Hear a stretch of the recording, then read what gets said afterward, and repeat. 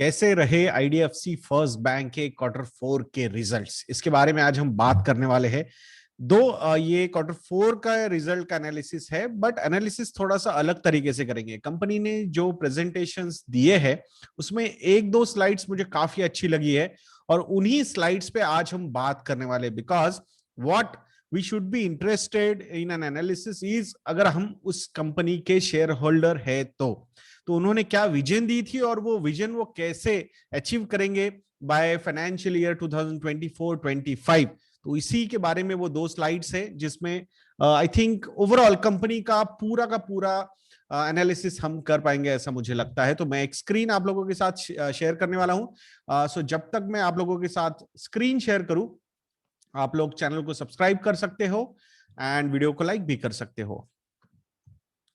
Yes दोस्तों, तो ये वो स्क्रीन है जिसके बारे में आज हम बात करने वाले हैं। तो उन्होंने एक गाइडेंस बताया है की metrics and our progress vis a vis guidance provided at the time of the merger in December 2018।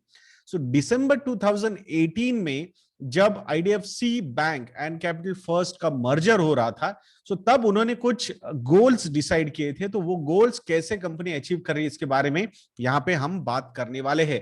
सो पहले थोड़ा सा अगर एनालिसिस हम देखेंगे तो रिजल्ट पॉइंट ऑफ व्यू से एक छोटा सा मैं एनालिसिस आप लोगों के सामने मतलब डिस्कस करेंगे। आई थिंक ये आपको कहीं पे भी मिल जाएगा, मतलब न्यूज में मेजरली यही कवर किया गया है। सो जिसमें पैट जो है, profit after tax is 128 crore rupees in Q4 FY21। Last year same quarter 72 crore rupees था। तो उस के हिसाब से अगर आप देखोगे तो definitely there is a growth. So overall profitability is coming back, that is the positive sign. बाकी कासा रेशियो कितना है, आई थिंक वो हम सिक्वेंशियल एनालिसिस में ही वो एनालिसिस हम करते हैं यहाँ पे। तो ये पूरा प्रेजेंटेशन बीएसई इंडिया की वेबसाइट पे अवेलेबल है, you can go and check also. But मैं इसको थोड़ा सा एनालाइज करके आप लोगों के सामने प्रेजेंट करने की कोशिश करूंगा। सो जब मर्जर हो रहा था, so at that merger point of time the CET, that is capital adequacy ratio and CET1 ratio, ये अगर आप देखोगे तो 16.51% है and currently it is at 16.32%। तो जो भी आरबीआई की रिक्वायरमेंट है उसके ऊपर है और कंपनी ने अच्छा खासा पैसा भी रेज किया था QIP के थ्रू। सो उस हिसाब से I think capital is adequately, मतलब एडिक्वेट कैपिटल कंपनी के पास अवेलेबल है। 3000 crore rupees in the month of April 2021 company ने यहां पे रेज किए थे। तो I think there should not be any problem, जो भी रिक्वायरमेंट है आरबीआई की तरफ से वो कंपनी ने अच्छी तरीके से फुलफिल की है। The best part about the company is the CASA deposits. तो कासा डिपॉजिट की अगर हम बात करते हैं, सो जब मर्जर हो रहा था तब कासा डिपॉजिट्स थे 5274 करोड़ रुपीज और कंसिस्टेंटली विद इन 3 इयर्स उन्होंने 5000 करोड़ रुपीज से 45,000 करोड़ रुपीज तक अपने कासा डिपॉजिट्स ग्रो किए, यानी कि 9 टाइम्स ये ग्रोथ हुई है। So that's a very very positive sign. CASA deposits as a percentage of total deposits की अगर हम बात करते हैं, so this particular number is at 51.75%। कितना? 51.75%। Average CASA ratio is around 50.23%।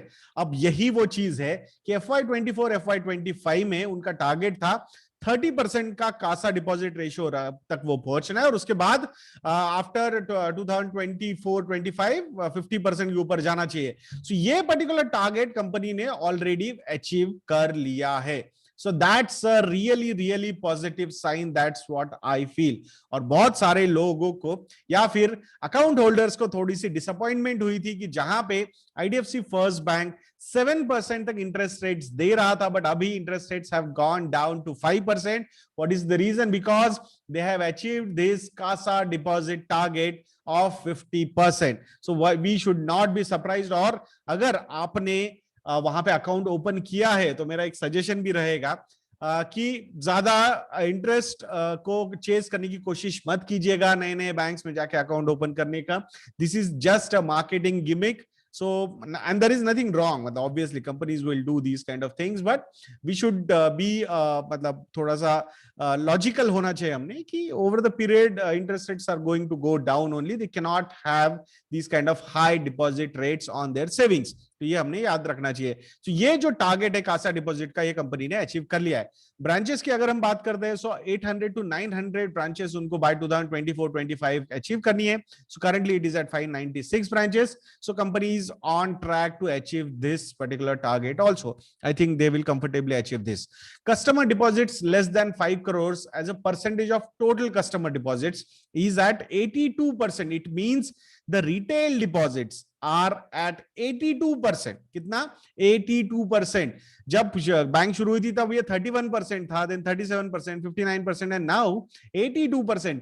Target 80%। तो एक्चुअली इन्होंने ये टारगेट अचीव कर लिया है, बट अभी इंटरेस्ट रेट्स थोड़े से नीचे लेके गए। सो हो सकता है थोड़े बहुत डिपॉजिट ऊपर नीचे हो जाए, and that's why they have return on track and they are not saying that कि हमने अचीव कर लिया है। सो लेट्स सी सारी चीजें कैसे होती है। एक्चुअली उनका जो टारगेट 80% का वो उन्होंने अचीव कर लिया है। Now they need to maintain this particular number. Top 20 depositors as a percentage अगर आप देखोगे तो इन 2018 मर्जर के time it was 40%, then 35%, 20% and 8%. It means the dependency on top customers is decreasing. That is a positive sign. This is a clear sign of retail banking. So यहां पे ये 8% पे है, टारगेट कितना है? 5% achieve करना है, यानी कि top 20 customers should not contribute more than 5% of the total deposits. So that's the idea of the company and ये भी गोल ऑन ट्रैक नजर आ रहा है। Dependency on certificate of deposits, यानी this is kind of institutional money जो आप market में जाके, कैपिटल मार्केट में जाके रेज करते हो। सो ये particular number also is at 5,964 crore rupees, और ये कंसिस्टेंटली डिक्रीज करने की कोशिश बैंक की तरफ से हो रही है। So that's a big positive I feel. So वहां पे अगेन रिटेल ओरिएंटेड बैंक बनने के लिए लायबिलिटी पॉइंट ऑफ व्यू से काफी सही चल रहा है। अब चलते हैं एसेट्स पे, एसेट्स यानी कि लोन्स पे। तो जो फोटे है मिस्टर वी वैद्यनाथन जी का, I think this is the guy. अगर आप ये पूरा प्रेजेंटेशन देखोगे, 91 पॉइंट पेजेस का ये पूरा रिजल्ट का declaration, this is one of the longest result declarations I have seen. और इसमें मतलब जितनी ट्रांसपेरेंसी रख सकते उतनी मिस्टर वी वैद्यनाथन रखने में बिलीव करते हैं। और that is the reason why I always say that if you are a shareholder of IDFC First Bank, the main reason why you should be shareholder of IDFC First Bank is Mr. V Vaidyanathan ji. I think जो transparency maintain करते हैं, मैंने किसी भी bank के results में, मतलब कौन सा अकाउंट है, कौन से अकाउंट के लिए कितना प्रोविजन किया है, क्या अमाउंट है, ये कोई नहीं बताता है। नॉर्मली ये डिस्कशंस होते हैं जब एनालिस्ट कॉल होते हैं, वहां पे क्रॉस क्वेश्चनिंग होती है और थोड़ा सा डीप डाइव होता है, मतलब थोड़ा सा मतलब जो एनालिस्ट पॉइंट ऑफ व्यू से ग्रिलिंग होती है, तब ये सारी चीजें बाहर आती है। But I think he is the guy who believes in disclosures and transparency, and so that's why I feel कि हमने क्यों अगर आप IDFC फर्स्ट बैंक के इन्वेस्टर हो, शेयर होल्डर हो, तो वी वैद्यनाथन जी आपका पहला रीजन होना चाहिए why one should invest in this bank. So retail funded assets की अगर हम बात करते हैं तो 73,672 करोड़ रुपीस के रिटेल फंड एसेट्स यानी कि लोन्स है बैंक के पास। पहले जब मर्जर हो रहा था तब 36,000 करोड़ रुपीस के थे, और वो भी majority of the money came from capital first जो एनबीएफसी थी, वो जो मर्जर हो रहा वही रिटेल एसेट्स थे। आईडीएफसी बैंक के पास रिटेल एसेट्स नहीं थे ज्यादा, तो वहां से कंसिस्टेंटली आई थिंक उन्होंने ये बुक 36,000 करोड़ रुपीस से 73,000 करोड़ रुपीस की है। यानी अगर सिर्फ रिटेल ओरिएंटेड एसेट्स की हम बात करते हैं, so in 3 years time they have doubled their retail asset book, retail loan book. So that's a big positive. उनका टारगेट क्या है? 1 लाख करोड़ रुपीस का. So I think in next 2 to 3 years time, or maybe 2 years time, I feel कि retail oriented assets जो है वो more than 1 lakh crore rupees तक जा सकते हैं. Retail assets as a percentage of total funded assets, उनका टारगेट 70% का है by FY 24-25. They have achieved 63%. So यहाँ पे भी on track है. From 35% to 63% in 3 years time. I don't think कि इनको ज्यादा टाइम लगेगा. मुझे लगता है next 1 or 2 years में ही ये टारगेट अचीव हो जाएगा. होलसेल फंडेड एसेट्स, उनका टारगेट 40,000 करोड़ के नीचे लेके जाने का था. जो कॉर्पोरेट लोन्स होते हैं. So already they have achieved this target and वहां पे डी ग्रोथ उन्होंने देखी है from 56,800 crore rupees to 33,920 crore rupees. सो वहां पे he doesn't believe, looks like in wholesale funded assets, and that's why he has already achieved this target of less than 40,000 crore rupees of wholesale funded assets यानी कि corporate loans, of which infrastructure loan की अगर हम बात करते हैं, so from 22,710 crore rupees to 10,808 crore rupees, ये infrastructure loans was the forte of IDFC Bank. So अभी पूरा के पूरा DNA चेंज हो चुका है, and now the IDFC First Bank का DNA Capital First का हो चुका है. That's what we are seeing, and they want to have these infrastructure loans nil in next 5 years. So वहां पे भी I think company is on track. From 22,000 crore rupees to 10,000 crore rupees, मुझे लगता है जल्द ही ये पर्टिकुलर बुक भी वो जीरो पे लेके जाएंगे. सो उनको it's simple, it's not that कि इंफ्रास्ट्रक्चर लेंडिंग किसी ने करनी नहीं चाहिए. मिस्टर वी वैद्यनाथन जी का ये थॉट प्रोसेस है कि भाई हमें नहीं करना है, सो हमारा वो फोटे नहीं है. So it's better we should target on, we should focus on our core competence rather than कोई नया कोर कॉम्पिटेंस वहां पे हम बिल्ड करें.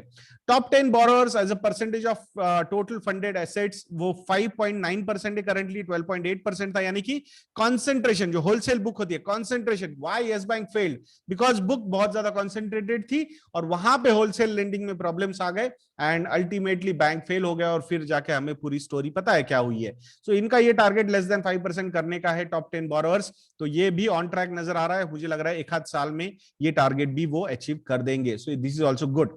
Now the concerns for IDFC first bank majorly because of this wholesale assets, ऐसा मुझे लगता है. सो ग्रॉस एनपीए का जो नंबर है वो 4.15% है, तो ये पर्टिकुलर नंबर कंसिस्टेंटली ऊपर जा रहा है. दिस इज द रीजन कि why I always say that if you want to invest into IDFC First Bank, वहां पे you need to be an aggressive kind of investor. Reason behind, because there are some legacy loans. यही वो legacy loans है, wholesale funded assets. तो वहां पे NPAs का problem अभी भी बहुत ज्यादा हो सकता है. तो वो उनका टारगेट 2 to 2.5% का हो सकता है, वो अचीव भी कर ले.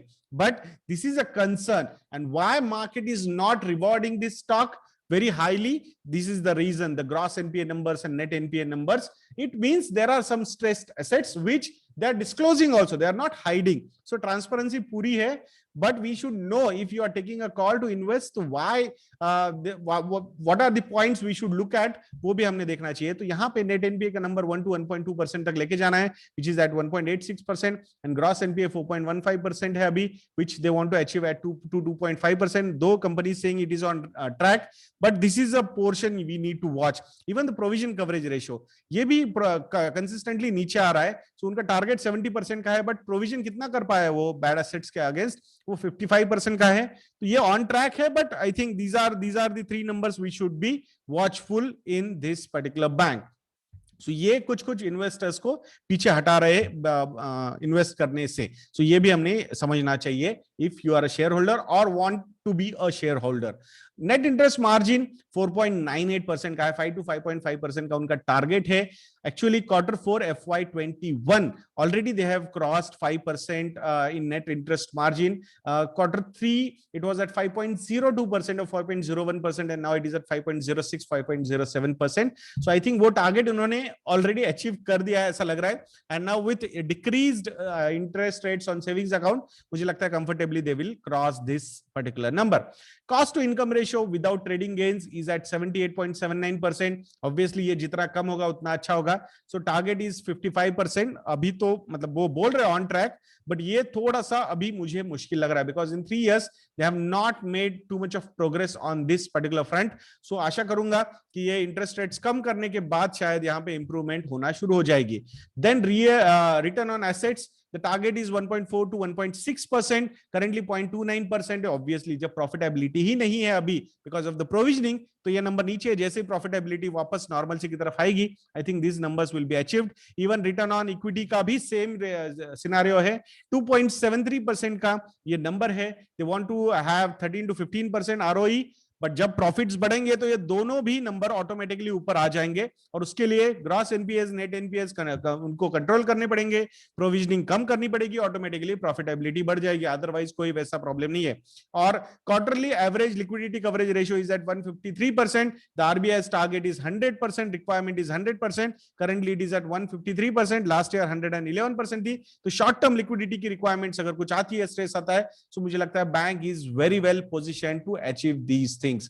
तो ये एक एनालिसिस आप लोगों के सामने मैंने प्रेजेंट किया है। आज मदर्स डे है और अभी तक आपने ये वीडियो देखा है, सो आज के दिन के लिए ही, ओनली फॉर दोज व्यूअर्स जो यहां तक आए हैं, इसलिए मैंने कुछ पहले अनाउंस नहीं किया था। So please use promo code mother MOTHER and you will get 40% discount on our 1-year model portfolio subscription. So 7,500 rupees का subscription you will get it at 4,500 only for today. तो आज रात को 12 बजे तक ये खत्म हो जाएगा, उसके बाद वो कूपन कोड बंद हो जाएगा। सो मैं आशा करूंगा कि आप investornet.in को विजिट करेंगे और वहां जाके ये promo code mother MOTHER mother's day पे स्पेशल प्रोमो कोड है, 3,000 रुपीज का डिस्काउंट आपको मिलेगा। We are not going to extend this particular discount. तो मैं आशा करूंगा आप investornet.in को विजिट करेंगे और इस कूपन कोड का लाभ उठाएंगे। और वीडियो को लाइक करना, वीडियो को शेयर करना और चैनल को सब्सक्राइब करना मत भूलना दोस्तों। नेक्स्ट वीडियो में मिलते हैं। जय हिंद।